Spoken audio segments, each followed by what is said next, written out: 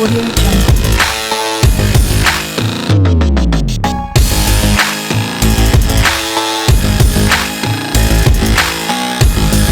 Audio Jungle.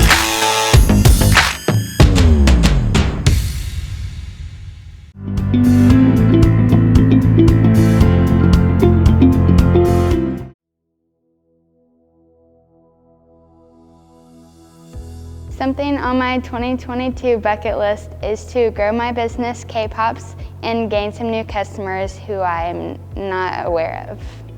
I really want to learn how to ski. It's always been something. I love snow. I love anytime we go to Colorado or anything like that, I love going up the ski slopes and everything like that. So yeah, skiing, learning how to ski is definitely one of those things for me. On my bucket list in 2022 is primarily moving into college safely and soundly and sort of just getting comfortable there. I guess that's sort of an obvious answer because I'm a senior, but going to a completely new state is going to be a little weird and harrowing, and it's going to be like the first time that I'm that far away from my family for an extended period of time. So yeah, I'm a little nervous, but I'm looking forward to getting it over with and just moving on to a new stage in my life. So I think on my bucket list this year would be to go to Florida with a couple of my friends. We've already kind of laid out the plan, but we just need to execute it, and I think it'll be lots of fun.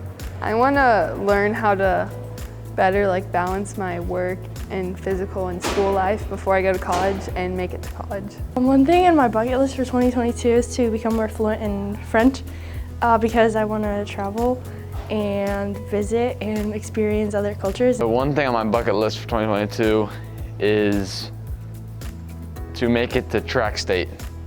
And why? Just because it's a goal I've wanted to achieve for a while. I would want to visit Ukraine because I have an exchange student who lives there. Well, personally, I want to go skydiving, but I don't think that can happen in 2022 since I think you have to be 18. But I do want to go skydiving, and it's because my mom went skydiving and crashed into a barn while skydiving, and I want to prove to her that you can go skydiving without having barn collisions. Something on my bucket list for 2022 is to record music with my friends.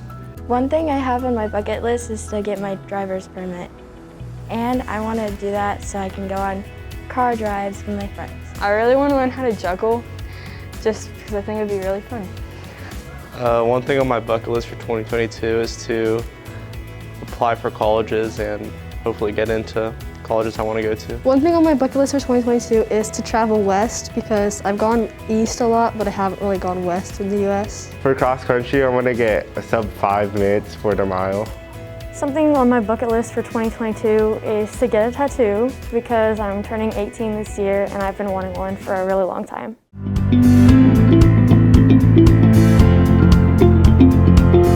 Lilly Endowment Scholar. The Lilly Scholarship is awarded by the Heritage Fund, and it goes to a senior in BCSC, and it's basically just a full ride scholarship to any in-state school for 4 years. The Lilly Scholarship is a county scholarship through the Heritage Fund. That's kind of funny. I was so I'm a dancer and I do the Nutcracker, and we were doing school productions on a Friday, and they basically called me to the office. I was at Subway getting lunch, and they called me to the office. So I came in through the auditorium doors, and then there was just a really big group of people that were at the interview, and they basically just gave a little speech and read some of my letters of recommendation to me and some of my achievements, and then they handed me an envelope and some flowers, and they told me I won, and it was... I was taking a test, and Mr. Clark came in and walked in with the rest of the panel that interviewed me for the scholarship, and they told me I had won. It was just really surprising because it all happened really fast. So I had to fill out an application and fill out a few essays, and once I found out that I was a scholar, I had to do an interview. I started the application process in June, and I had to have letters of recommendation, and I had to write, I think, 5 essays for it. They weren't all super long. I think only one of them was a really long essay, and I had to do information about my work and my school and my hobbies, all of that stuff for the application. So it took a long time to do it. I think I started it in June and I finished it in September. So it was like a really long process. No, I am deciding between IU and Butler right now, but I am leaning more toward IU. I have not. I was originally planning to go to IU because Butler's so expensive and I couldn't afford to go there, but now that I have the opportunity to go there with not having to pay as much, it's at the top of my list now. I'm just waiting I have dance auditions, I'm going for dance, so I'm just waiting to see how those play out, and that'll kind of depend on where I go. Yes. Going into applying for the scholarship, I was really hesitant. I wasn't sure whether I actually wanted to apply for it or not because I knew it was pretty competitive. But I applied and I didn't expect to even be a scholar, but you really don't know if you don't try. I do recommend. It's a really big scholarship and it's a really good opportunity for them to, I think if you're struggling with paying for school, it's a really good way, and even if you don't get the Lilly, the Heritage Fund has other scholarships that everyone can apply for, and it's just, you'll never know if you don't try, so it's something that everybody should try for and just hope that they can get a scholarship. That was really awkward.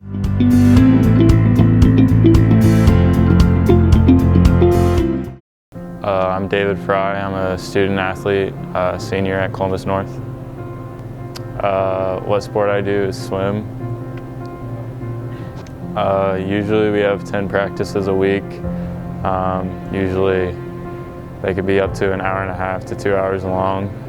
We usually have 2-a-days, 4 days a week, and 1-a-days, 2 days, and then we have Sundays off.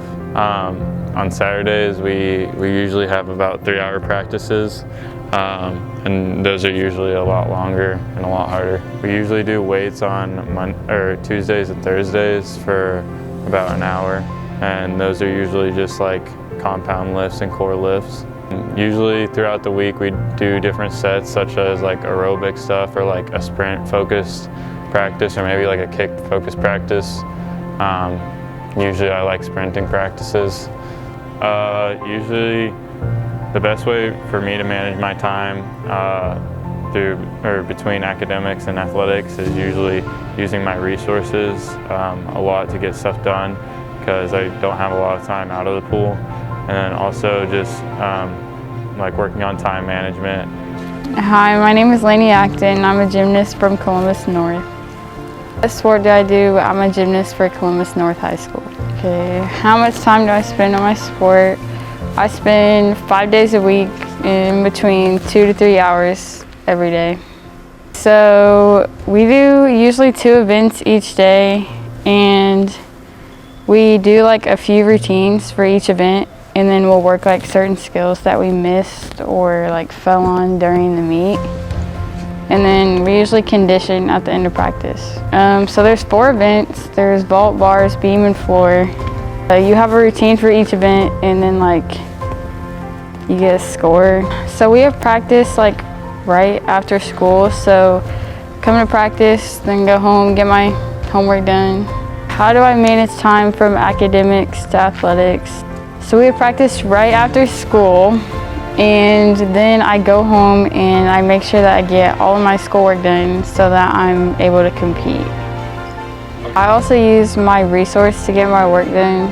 I have to work hard for school and athletics. I have to make sure that all my schoolwork is done so that I can compete, but also I want to be the best that I can be in my sport, so I have to work really hard each day.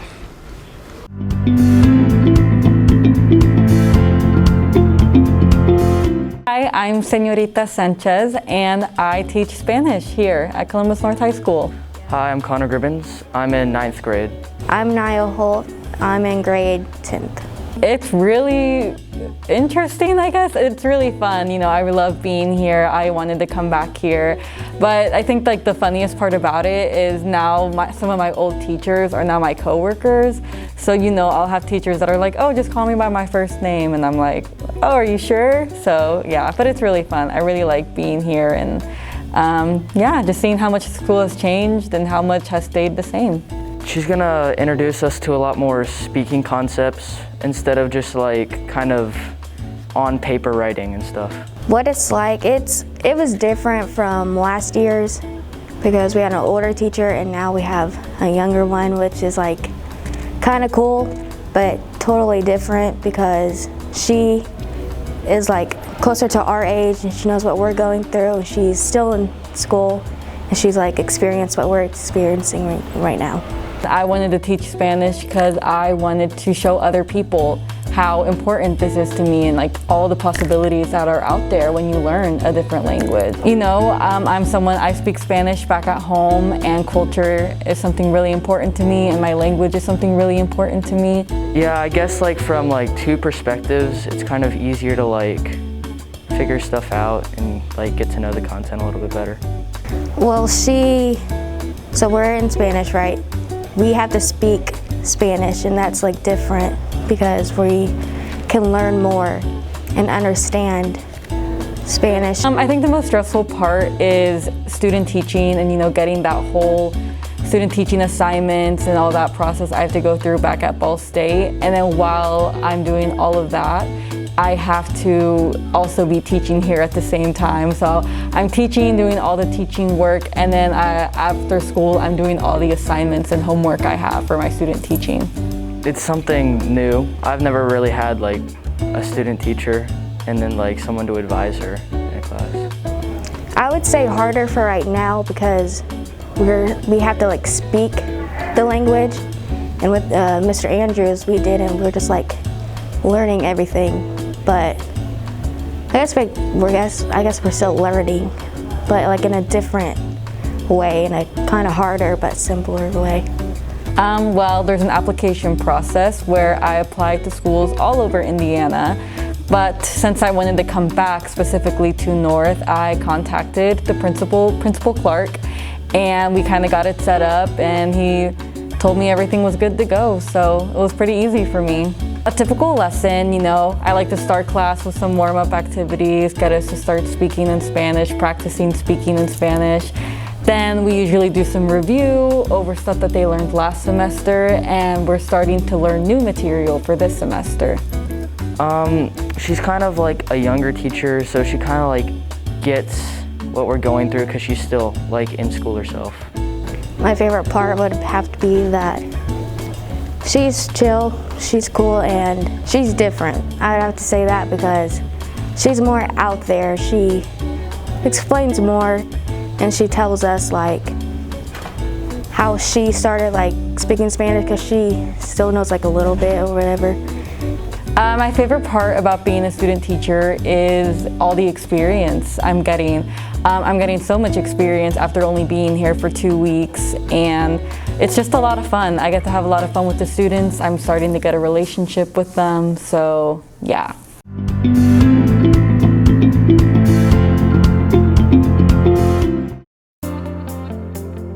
Mr. Parker, and I teach biology and AP Bio. I'm Sanjana Jain, and I'm currently a senior. I started teaching in 2010, 2012. I wanted to teach just because I was substitute teaching at the time. I was a biology major in college, so I was pre-med, pre-optometry, and I've just always enjoyed biology, especially in college when you can do it on the lab. I currently teach biology and AP Bio, and I just really like the moment that students, the light bulb kind of goes off. So when they've been struggling, persevering, and then they finally figure it out. Mr. Parker's class, I originally had him as a coach for Science Olympiad in my sophomore year, and then I currently have him as my AP Biology teacher. AP Bio is one of my favorite classes. I find the information really interesting, and the way that Mr. Parker teaches is super engaging. So I have it first period, and it's honestly a great start to my day. I just really like interacting with the students on a daily basis. There's never a boring day teaching. Obviously, if they learn some biology, that'd be like super nice in class. But life skills, how to study, manage time, manage their impulsivity, to be off their phones, some of those life skills that would serve them really well in their future careers. My favorite unit so far has been about photosynthesis and cellular respiration. We had a lot of cool activities that went along with that, and then we also had a unit about the cell membrane. So in that one we had a cool lab with bubbles. And then on the photosynthesis unit, we had an interesting lab where we raised some leaf discs under a lamp. So those are two of my favorite units. Mr. Parker's a great teacher. We always have a good balance between like lectures and activities and kind of like practice worksheets. So he makes sure he covers all of the information. We watch some videos too based on the stuff that he lectures. And he just does a really good job of covering all of the information and keeping like a good variety depending on like what type of learner you are. A lot more patience than I've ever thought I'd have to use. And they just make the day really interesting.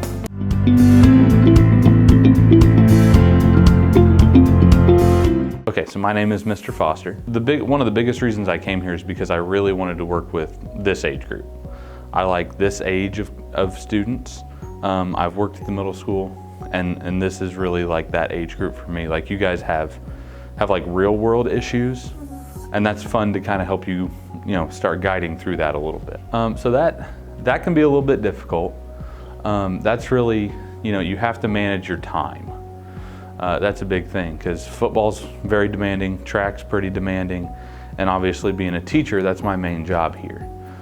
So I really have to do due diligence in trying to manage all three. But that's really just coming up with schedules and trying to make sure I'm spending the appropriate time on each one. Number one, really somebody who cares. Somebody who really has your guys' best interest in mind. In my opinion, that's the number one thing. This is my 4th year. This is my 3rd year, I taught for Central at 3 years, and this is my 1st year here at North. First, I want to create a classroom environment that's number one, enjoyable. I want you guys to not dread coming into a history classroom, because sometimes I know, I've had history teachers, I've been in history classes that, you're sitting there and it's painful, right? That's my biggest philosophy, is to get you guys to at least enjoy coming into my classroom and enjoy the learning process a little bit. But I'm also not a big believer in just standing up front and telling you history the whole time. I want you guys to discover it. I want you guys to discover it. We do a lot of discussion-based stuff. We do a lot of question and answer, things like that. So that's really kind of the easy way to sum up my philosophy. I love it. I really do love it here. I think we balance things really well to where, yes, we're still a school. Yes, our main focus is still that we need to teach, we need to learn, but we also know the importance of extracurricular activities like sports. And we do give that, we do put a big emphasis on that with our students and our teachers. I plan on being here a while. I don't know how long, but I do plan on being here a good amount of time.